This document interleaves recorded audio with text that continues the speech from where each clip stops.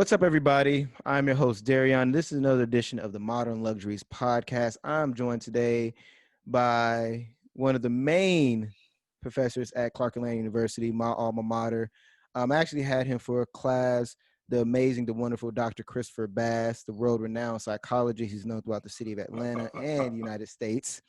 I'm wearing a Clark Atlanta sweatshirt for because he's on this episode. He is the biggest ambassador for Clark Atlanta University and HBCUs, and especially the AUC. I'm gonna give him a brief moment to introduce himself real quick. Oh man, that was beautiful. Uh, First of all, let me say that I'm honored to be here. Thank you for the invite, and I would jump on here any other time if you will have me. So this is a delight for me to see one of my former students actually out here doing the big things. So thank you for not only talking the talk, but walking the walk. Oh yeah. I am Christopher Bass. You called me Dr. Christopher Bass, which I am. Graduated from Clark Atlanta University in graduated from Clark Atlanta University in 1992 and went up to the University of Wisconsin and earned master's and doctorate in psychology. Left there, did a postdoc at Johns Hopkins. Left there, went to Virginia and did some teaching and some therapy. First at Hampton University and also therapy at a place called the Therapy Center. And from there, I came to Atlanta and assumed the position of psychologist for the city of Atlanta, which had me being responsible for police officers and firefighters within the Atlanta district. From there, I jumped to Clark Atlanta University, our alma mater, and I've been at Clark Atlanta University ever since. So I love the school. I still do some freelance consulting and some work outside with police officers, firefighters, government employees, and other things. So I'm excited to be here with my former student. I tried to condense everything to make it. I know you're being humble because you're the only faculty member that has your own house on campus. Like you have a legacy house while you're still alive. Like most people, that is a true definition. Give people their flowers when it's due instead of after they pass. You got your own legacy house. Yes, I'm blessed, man. I tell you, I'm blessed. And the Professor of the Year title, we can't forget that. Oh yeah, what is it like? 8 years straight. 13, brother. 13 consecutive straight years. Yeah. So they just gonna name the title when you leave Clark Atlanta. They just gonna name the award after you, like Lou Williams. I wouldn't mind that at all. But yeah, like I keep saying, man, I'm happy to be here. Man, I'm excited to have you here. I told myself I didn't want to continue MLP Studios without having you on at least one time. And, I'm glad to hear already that you're looking forward to doing another time. I brought you on especially today because right now we're going through a lot, as Black men, Black people, just as a nation, society in a whole, just going through a lot with COVID, people losing their job, the election, so much is going on. I wanted to make sure that we address the importance of like mental health and therapy and counseling. And I couldn't think of anybody better to address it than you. Oh, wow. Thank you, man. I appreciate that. You're right. We have a whole lot going on right now. And first of all, just the opportunity to talk about mental health. I've been doing this work now for 20 years. And for so long, it's been the stigma, especially within the African-American community, where we just did not talk about mental illness and mental health. So now here we are, in 2020, and I'm excited. I mean, the floodgates are opening up. You're starting to see mental health discussions all around the country and all around the world. And I'm like, hey, finally, we can have this discussion as a Black community about the importance of mental illness and mental health. So thank you for stepping out away from the stigma that currently exists. Well, because I really wanted to address it mostly because, I grew up in a church. I know I grew up in a church, and a lot of, problems that I had, issues that I had was always just written off as you ain't praying about it. You need to pray about it. God handle this. Or, you've been ungrateful. Oh, it's not that serious. But then in reality, it does become times I found, because I went through counseling myself, therapy. I found that a lot of it is just a I need somebody to vent to. I need to voice, get this off my chest. Otherwise, it starts to lead to this deep down depression. And I feel Okay. like depression is something that, as Black people, we're not even allowed to feel. And Hmm. it's only till now that it's becoming acceptable to realize that, hey, depression is a illness. Absolutely. Absolutely. And when you go back and you look at the history, I love reading slave narratives. If you ever do yourself a favor and find a book or a series of books on the slave narratives, and what you'll see when you're reading is you'll see that depression that you just talked about. So as a community, we have been depressed for centuries, but we just never had an opportunity to find and have the help that is currently available. So I'm glad. I know that you mentioned the church, and I have a love relationship with the church. And when I say love, historically, when it comes to mental health treatment, you're right. Many of my clients have said exactly what you said, which is, I was raised not to go outside of my home when I have a problem. I was raised to go to the church when I have a problem because the pastor can pray everything away. And I Mm-hmm. think that that's a wonderful idea if the pastors and imams and prophets and prophetesses are trained in working with people who have mental health conditions. If they're not trained to work with the population, then they could actually do more harm than good. Mm-hmm. So, Yeah, because I find, like, the evangelicals, because I be trying to tell people, pastors aren't perfect either. So they go through the mhm, same issues that we have to. And it wasn't until one of my pastors actually told me that he went to counseling that I mhm, thought, like, okay, maybe I should go. Because if I'm not no better than the pastor, mhm, I could go to counseling. mhm, mhm. Well, you know, they have names for, if you were a Christian, they have names for Jesus. You know, Jesus the healer. You know, I go to Jesus, he's my counselor. So when you're inundated with those thoughts, and I'm not saying that Jesus can't heal you, because I believe that Jesus can heal you. Mm-hmm. However, I think that God and Jesus work through people like myself who have been trained to work with and understand and identify mental health illness. They work through us with the addition of the pastor and religious figure. We can all come together and we can provide a better route for, healing for people. But it's a long-standing piece, bruh. It's a long-standing thing. And some of our more progressive churches will, bring in therapists and bring in counselors and bring in psychologists and social workers to come and work on its congregation. But this is a brand new thing. You have to be a progressive church. And I've seen it a couple of times in California. But when we talk about the deep South, here in Georgia, The Bible belts of the the world. Bible belts, the Alabamas, the Mississippis, and Tennessees, there's still, even in 2020, a pushback with many of the churches, not all, but many of the churches when it comes to mental illness and mental health.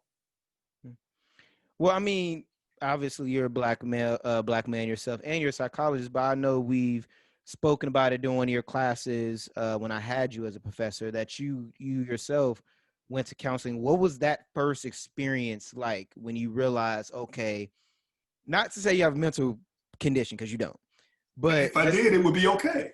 yeah, I say it'd be okay. But Right. I'm saying, like, at what point did you realize that, because you were an athlete, Mm-hmm. you was a Mm-hmm. pretty suave dude. You did all the things you did at school, Right.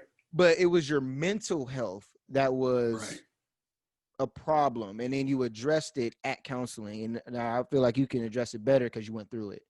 Absolutely. You got to understand that a lot of people, they leave home broken, but they don't know that they're broken.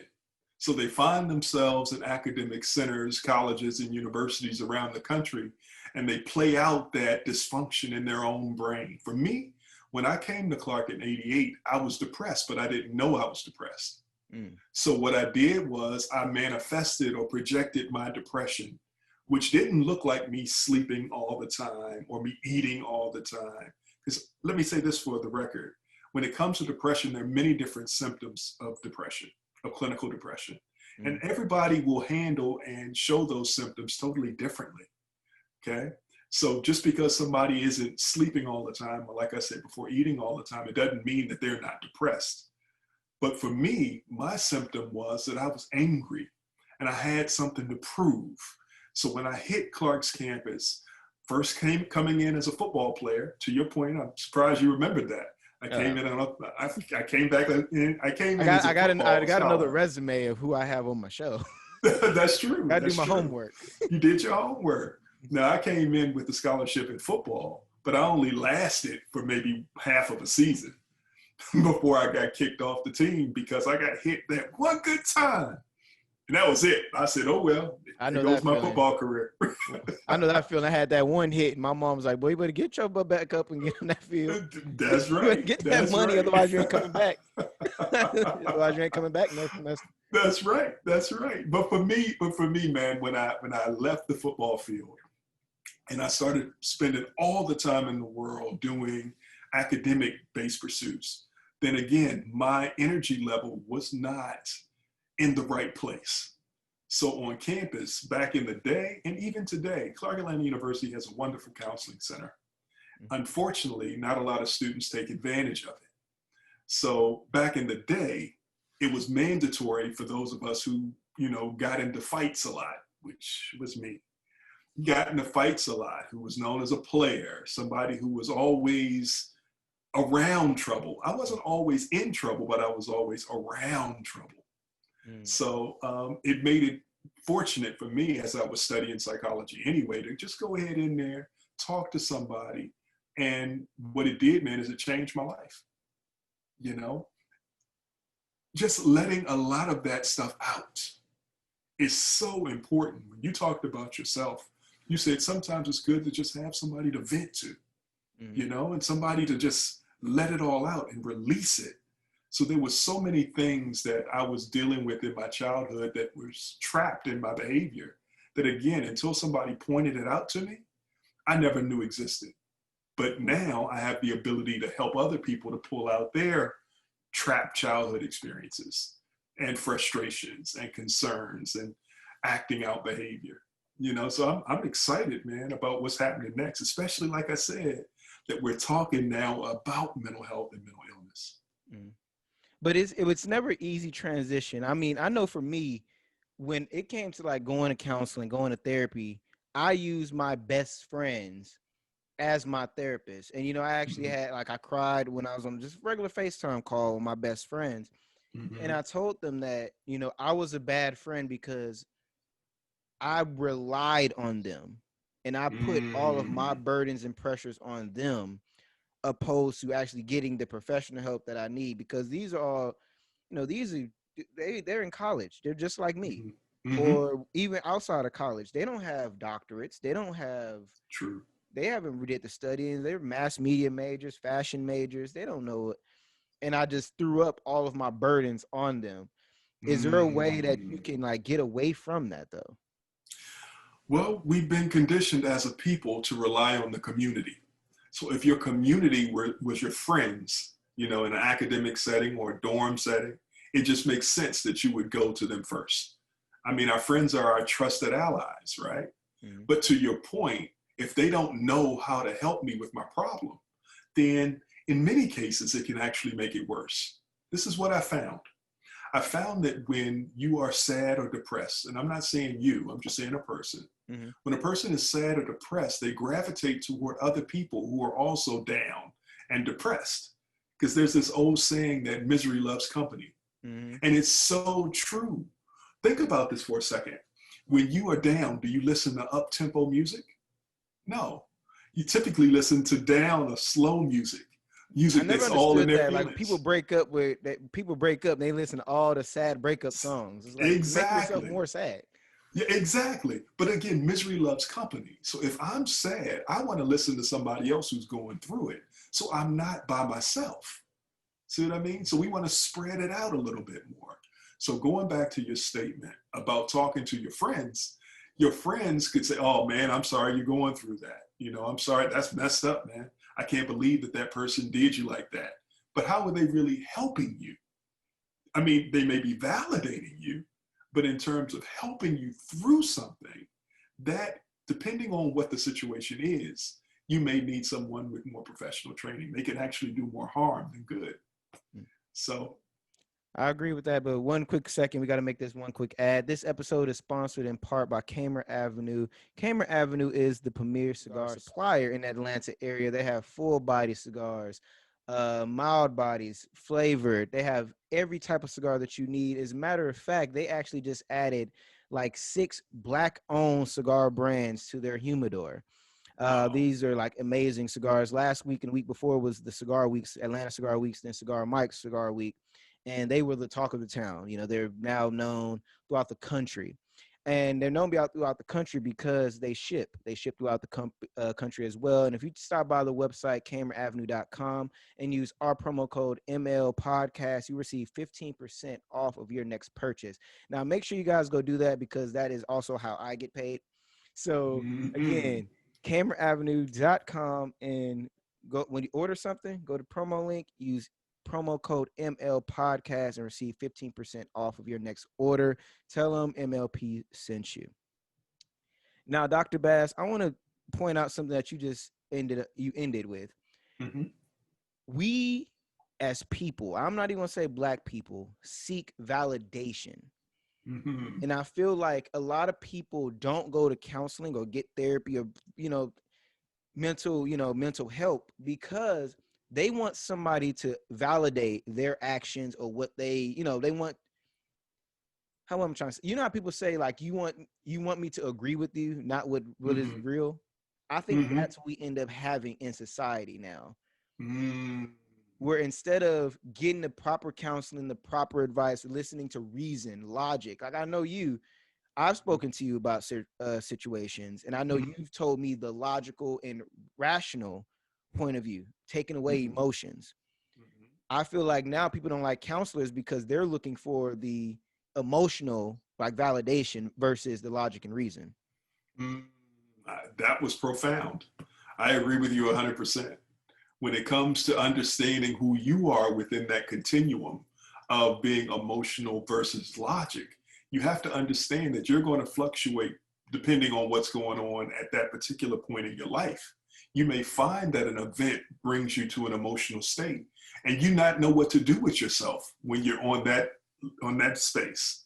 You may find that you're more of a logical person when dealing with certain other issues going on with your life. So I agree with you 100%. When people find themselves lost on that continuum, they don't know what to do with themselves. So their behavior is the part that I'm concerned with. Sometimes people will act out because they're confused and they'll do more harm than good to themselves. They'll start doing things, it's called overcompensation or Mm. self-medication. If you are somebody who self-medicates, you can self-medicate with not just drugs and alcohol, but you can self-medicate with sex. You can self-medicate with getting into the wrong types of relationships.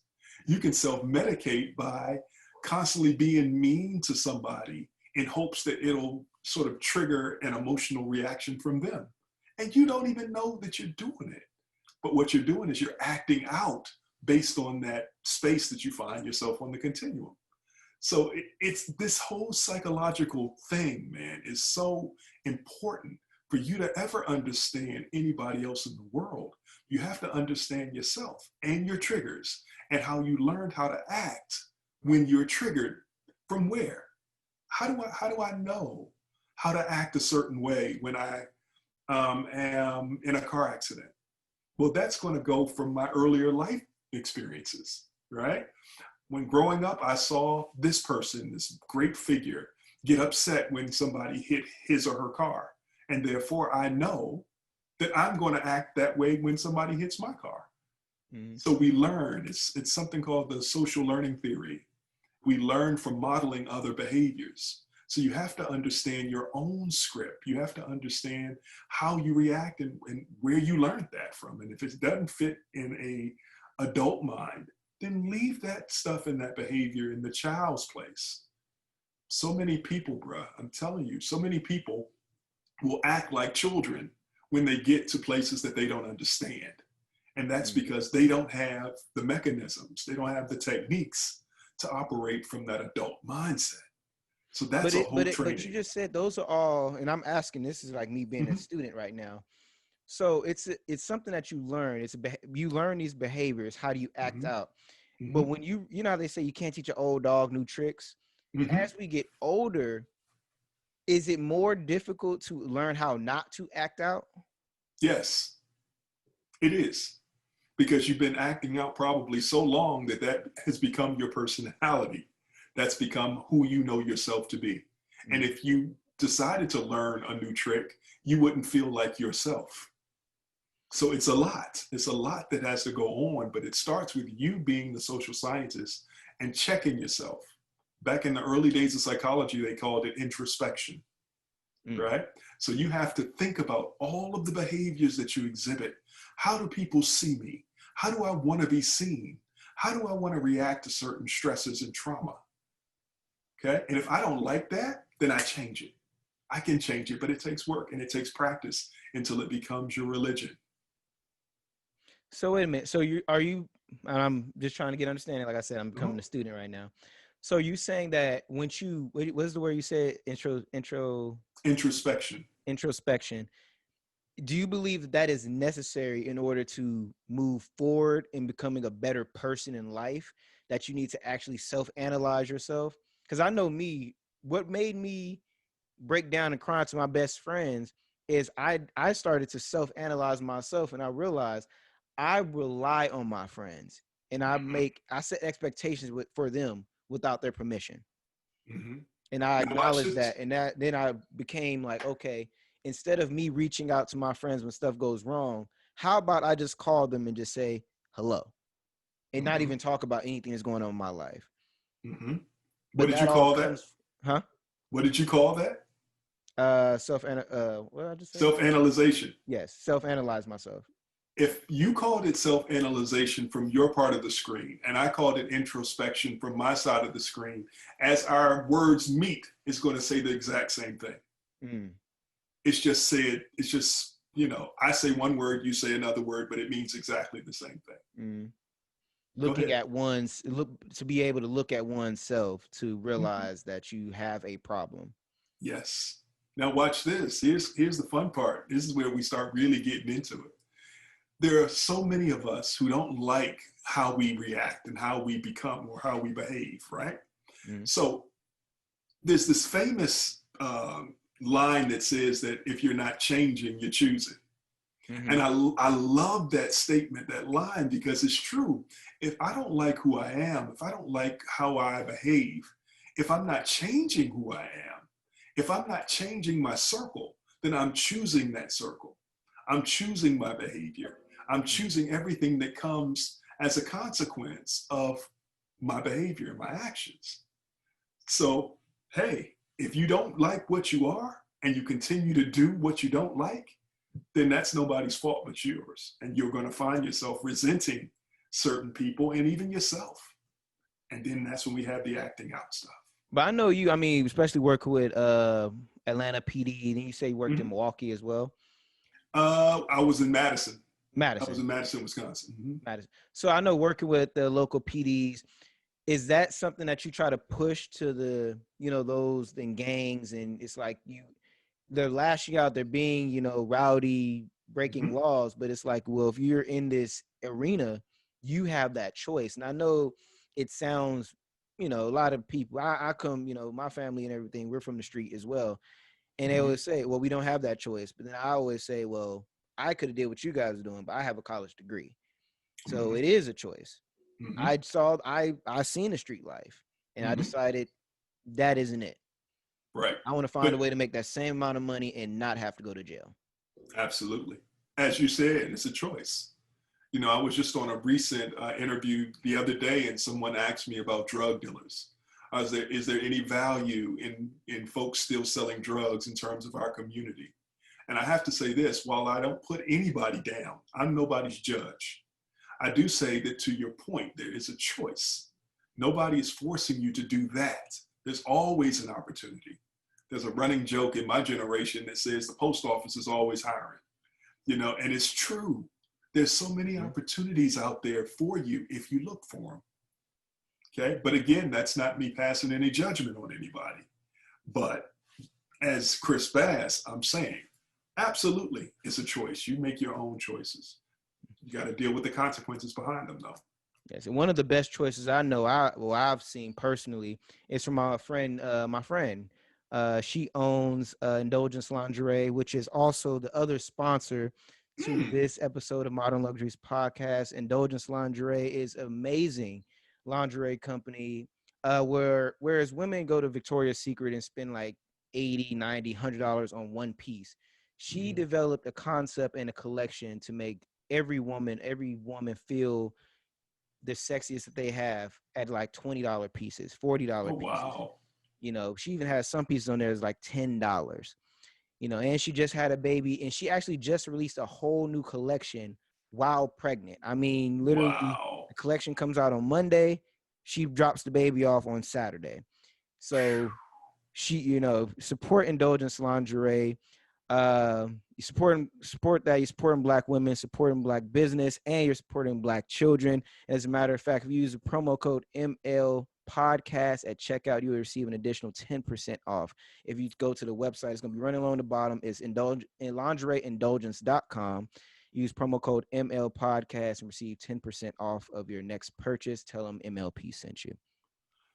I would love to have her in the human sex class. Maybe she could show up since everything is on Zoom now. If she could come in and do a promo or do just a description of how she I will decided that. I will literally send that out today. I'll send it out to her. Absolutely. Please, As a matter of fact, please. I got to send her these clips anyway, so I'm just going to continue this clip and just let her know. Okay, absolutely. I would love to have the young ladies in my class, be aware and exposed to this, this great work that she's doing. That's Oh amazing. man, black women. I will say, and this is one thing I want to talk to you about too. I know it's a little bit off the docket, but I'm gonna ask you this real quick before we get out of Sure. here. What I've seen, and I got a lot of slack for this because I said I'd rather do business with all the Black women in Las Vegas than the Black men. And I'm Mm, only talking from even out here in Atlanta too. I see more Black women doing it and a lot of Black men just flexing. They're not really mm, looking at business. They don't have the business mind. They just want to be out here, be seen, be known. And I see women, especially Black women, mhm, starting business. And I mean like not like side business. I mean like LLCs, pay taxes, manufactured business. And I see a lot of mhm, Black men just going with the flow and then just getting upset when things don't go their way. mhm, Do you believe? mhm. I don't. Tell me if you think that's like a psychological difference between Black men and Black women, or is that if you That's a had to hot, put? that's a hot chair right there. Well, no, I don't Um, want to put you on the hot seat. I'm just oh saying. no, no, no, no, no! I don't mind sitting on the hot seat. It's just that everybody doesn't like what I say when I get on the hot seat. It's controversial, and Mm-hmm. this is where we go. Let's run with that. Um, Historically, when it came to gender, Black women have been holding the Black family down since the beginning of time. Black men, unfortunately, many have been subjugated to a certain type of thinking that sort of prevents them from acting out the way that they could. And that's not all Black men. Let me be very, very clear. A lot of Black brothers are out here doing their thing, but when it comes to those who push it to that next level, I have seen Black women step up a whole lot faster and a whole lot stronger and a whole lot more powerful than any other group on this planet. And I mean, we talk about Black men versus Black women, but I'm saying Black women have done it more than any other group on this planet. Shouts out to the Black woman, all over the world. Shouts out to that queen because she's had to endure a whole lot, and we don't give her her just due. Oh yeah, because I know, and really, and I see Black women always pushing Black men to go to counseling, get therapy, get help, Mm-hmm. even when they're the ones that's getting beatings, like getting Absolutely. like subject to all type of mistreatment, and they're still looking out for Black. I look at the Absolutely. whole Megan Thee Stallion, Tory Lane situation. This man Mm-hmm. shot her, Mm-hmm. and she still defended him. Mm-hmm. To an extent, she could have had him arrested or even possibly put his life in danger that Mm-hmm. day, and she Hmm. didn't. Yeah. But here's the fun part, and I keep talking about the fun part. Back in my day, bro, they used to say this thing about a ride or die chick. Mm-hmm. I don't know if you remember that. You're a little too young to remember that whole saying, but maybe you came Oh on yeah, the we back still, end yeah, of it. we still, Yes, yeah, yes, we still it's, say it. It's yes, still respect now. Yeah, it's, it's said. It's not meant. it's not meant. But here you go though. You talk about wanting a ride or die chick, but who's driving the car? If the guy is driving you toward death, then how many women are going to sit there and ride with that brother driving the car? A good number of them will. What I'm trying to ask you about is, what about that ride or die dude? What about the guy who sits in the passenger side and follows and lets a woman lead on certain, ventures? That we're going to see a totally different direction. We're going to see a totally different destination if we switch the drivers from time to time.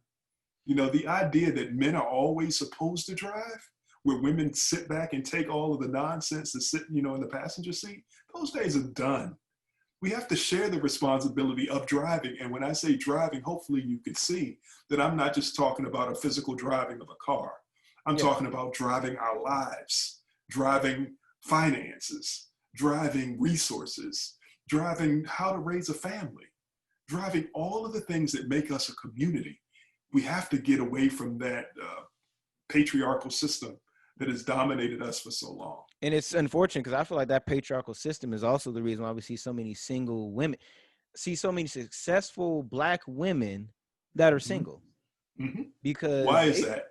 I feel like it's a function of, well, one is men feel insecure.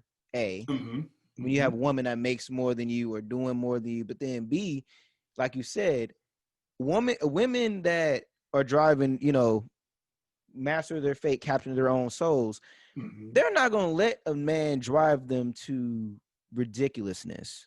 Or some will, but I'm saying, some like, captains. Yeah, like some like, for example, I know my friend Nene, the one she owns Indulge Lingerie. I seen her work, grind, and build that up. Raven Herring with Blitz Me. Jennifer and her mom with Kamer Avenue. I can go on and on. Lexi with the modeling agency.